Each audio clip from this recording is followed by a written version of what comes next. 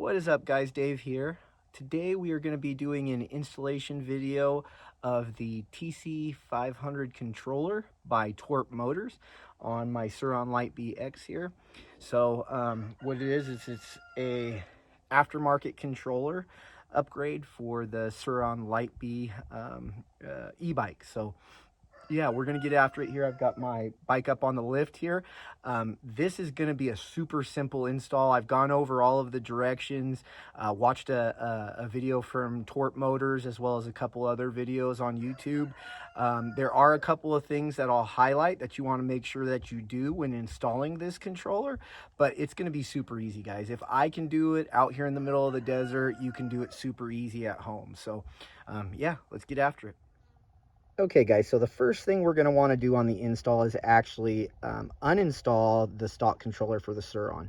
In order to uninstall the stock controller, what we're going to first want to do is disconnect the battery cables from our battery and flip our fuse switch for the Surron, turn the fuse switch off. It's going to be a pretty basic uninstall, so we'll go ahead and get started on that and get it prepped for the installation of the new controller. First thing we're going to want to do is make sure we have the right hex key set to go ahead and uninstall this stock controller. So it looks like we've got two different hex key sets.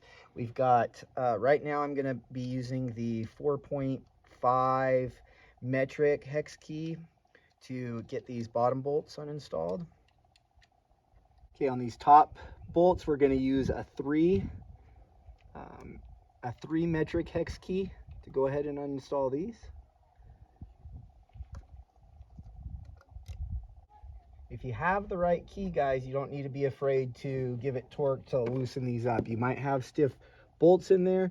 Don't be afraid to give them some torque to free them, as long as you have the right key. If you're using the wrong key, you can very easily strip these out. So be careful, make sure you have the right tools for the job. Okay guys, next step is to switch to a number 5 metric hex key, and you can come through your battery compartment here to get to these bolts to go ahead and uninstall to uninstall the controller here. So the first thing I'm going to disconnect is the two power cords. You have a positive and a negative. Now if you have your battery disconnected and your fuse shut off, there shouldn't be a problem with which one of these you uninstall first. There's going to be 5 total bolts in here for you to disconnect. There's the positive and the negative power cord, and then you have 3 colored phase cords. You have a yellow, blue, and green. And then we can just let the controller kind of dangle here while we move on to our next one. So the next thing we're going to actually want to do is remove the cover at the top of the frame that covers the your cables in your compartment here. It's right at the ignition and your charging port, your USB port. So there's just 2 bolts. We'll go ahead and uninstall those, and we can go ahead and pull that out and just kind of let it dangle to the side there for now. Okay, now that we've got that kind of hanging out of the way, there is a plate here. This plate kind of separates all your components from your battery compartment. So we're actually going to go ahead, and there's going to be 4 bolts for this plate. We're going to go ahead and remove those so we can easily access the wiring in here and remove the old controller.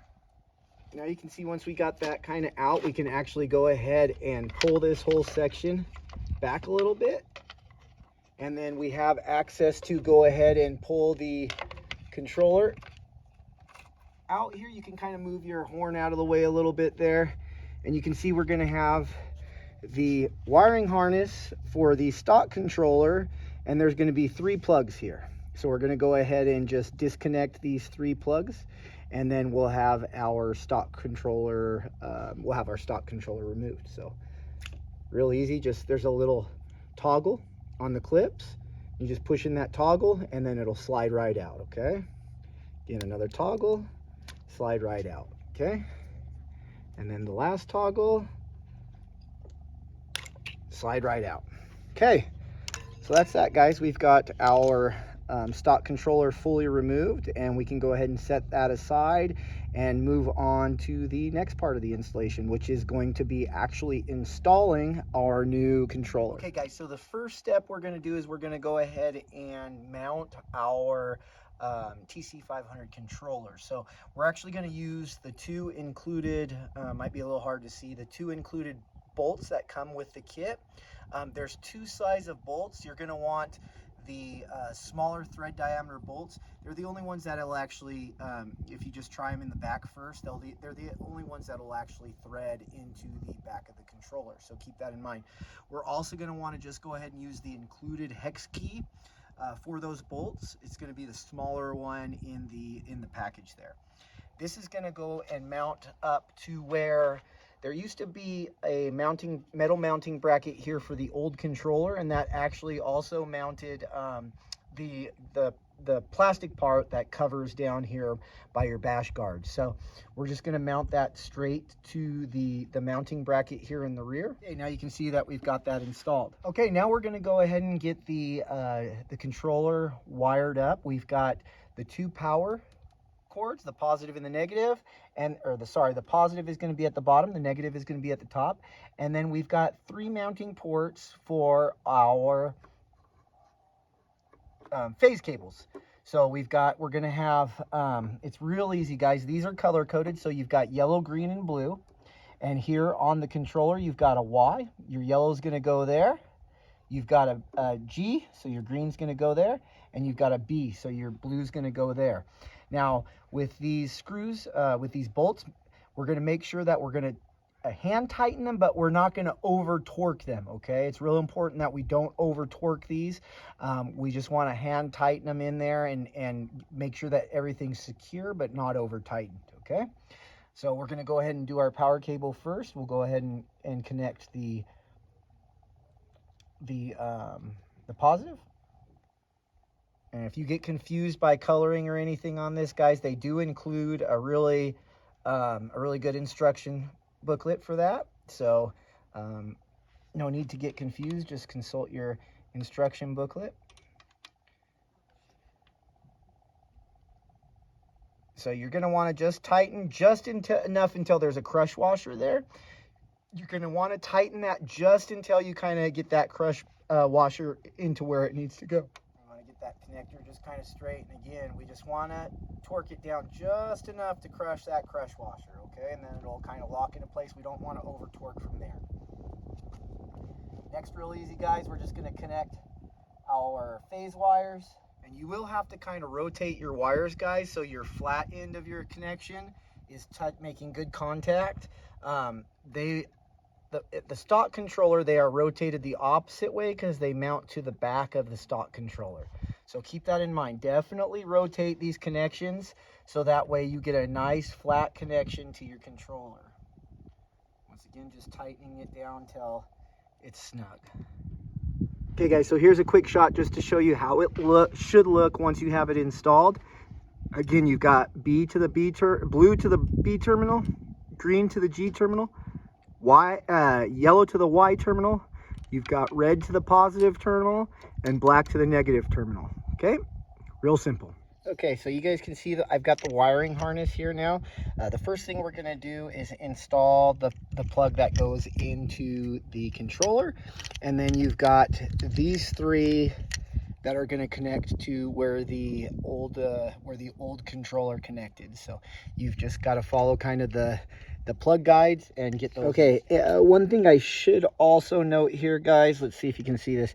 In addition to the three main connectors that you're going to have, that everyone's going to connect, there is a fourth connector here, and this fourth connector is if you have the Torp display, which I do. I have the Torp Motors display. So all you're going to do is go ahead and you're going to disconnect your old display. You're going to actually remove this plug that goes in there, and you're going to connect your new display right directly to there. So real simple. So keep that in mind. If you do have the Torp display, it's going to connect right here into the fourth connector.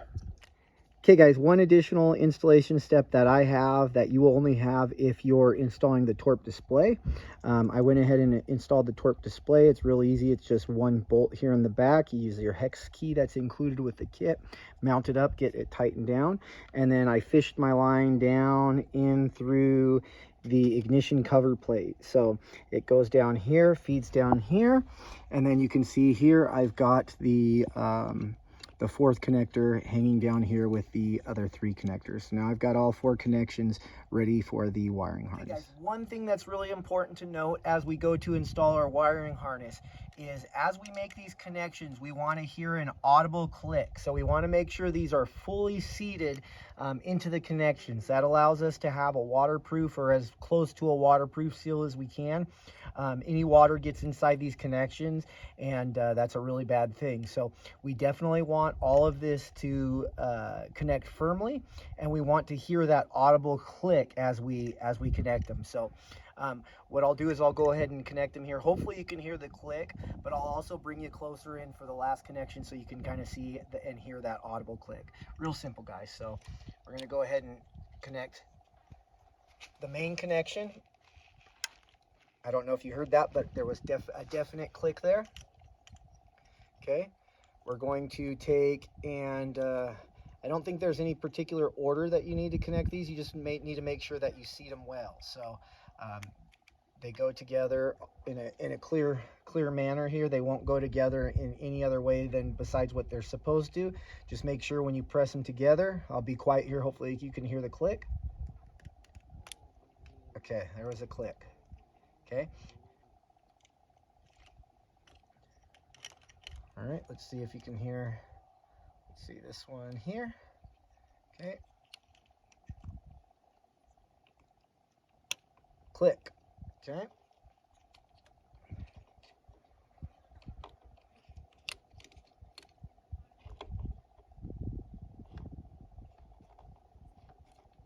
And again, there's only one way that these things will fit, these connections will fit together, so you can't get it wrong.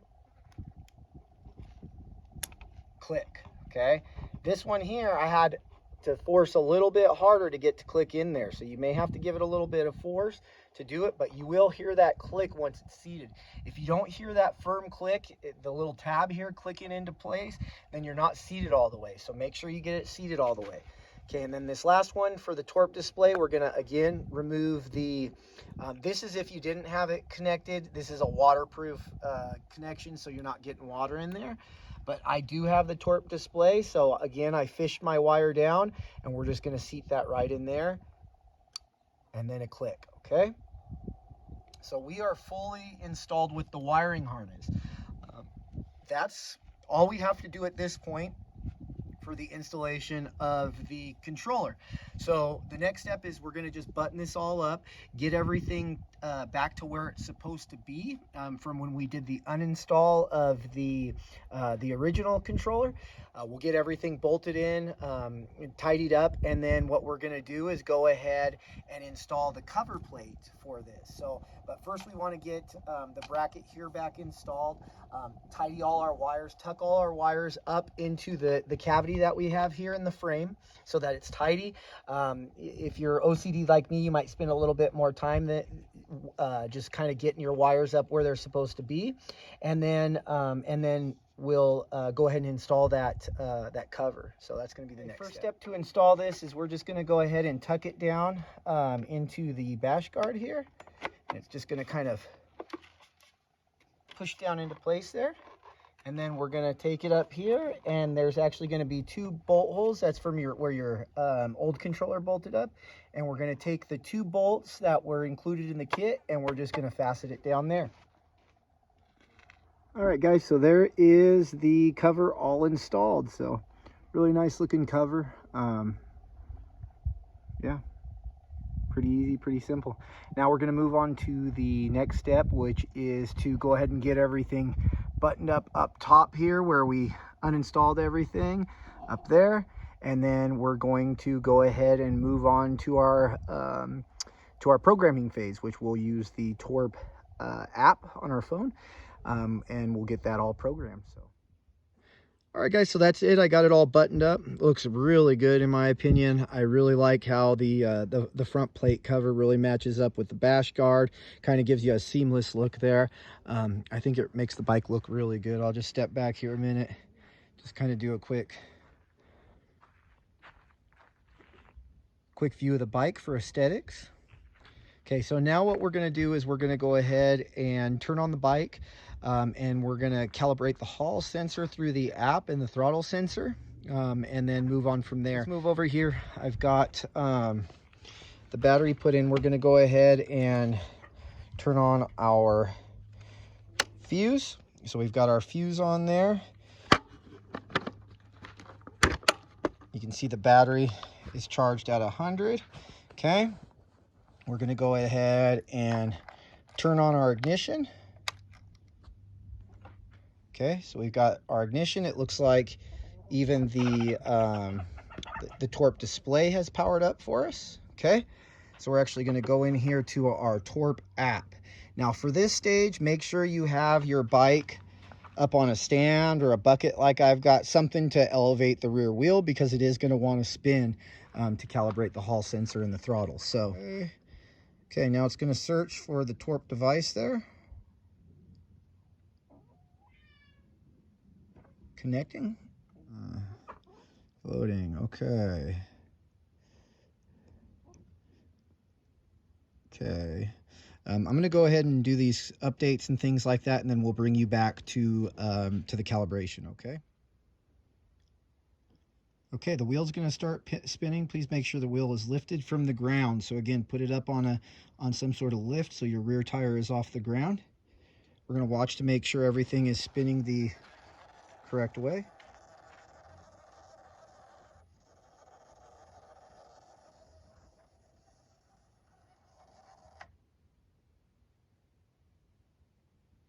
Okay.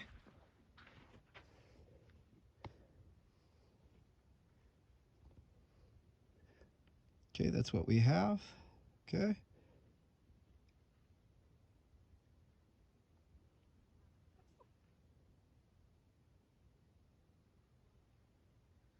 Okay, we're going to gently move the throttle and make sure the wheel is turning the right direction. So we're going to hit our throttle, and we'll just watch and make sure, which it is. Okay. Okay. Awesome. Okay, now we are going to, let's go through some of these settings. We're going to change our speed to miles per hour. Let's see, we're going to change our sprocket ratio to a, let's see, we've got a 64T sprocket there. So again, these settings are going to be just kind of for your personal bike. You're going to want to set that up. Let's see, wheel diameter, I'm going to leave that where it's at.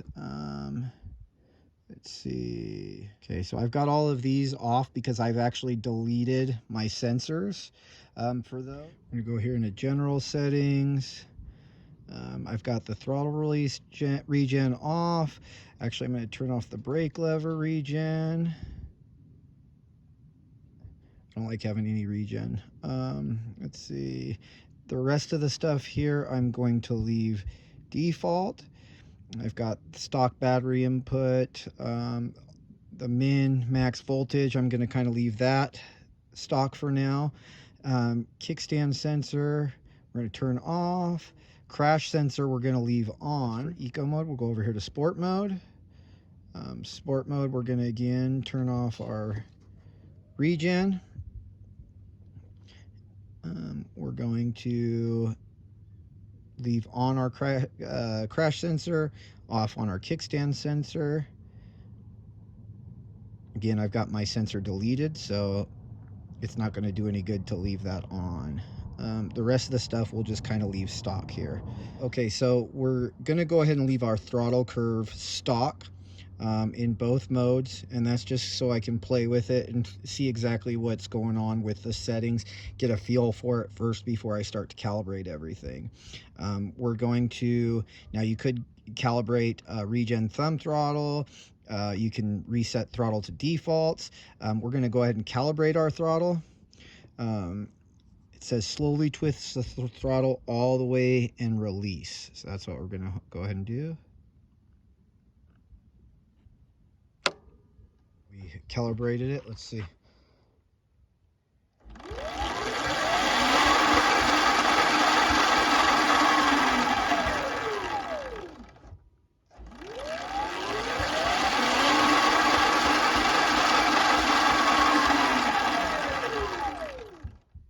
Okay guys, so that's it for today.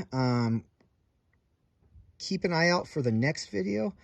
The next video will be in a few days after I've uploaded this one. Keep an eye out for that. What I'll do is once I have a chance to ride this for a couple of days, I'll take you through what I've done for my personal settings through here once I familiarize myself with the app a little bit more. And then we'll actually go take the bike out to the dunes, put her through her paces, and I'll give you guys an overall thought, my overall thoughts on what I think of the controller. Yeah, guys, this was a super easy install. Nothing that nobody can, nothing that anybody couldn't do. It's if I can do it, you can do it. The hardest part is honestly unassembling the old and uninstalling the old controller, and getting everything prepped for the new controller to come in. Once the new controller is ready to be bolted up, that honestly takes maybe 10-15 minutes max. You get all that bolted up, put your bike back together, and you're ready to rock and ready to boot up your app and get everything going. So yeah guys, I'll also update you on the display, what I think about the display, how that kind of works without having to be in the app, and we'll go from there. But yeah guys, I hope you enjoyed this install video. Again, keep an eye out for the next one where we'll go in depth on the actual function of the controller. Thanks guys, appreciate you, bye.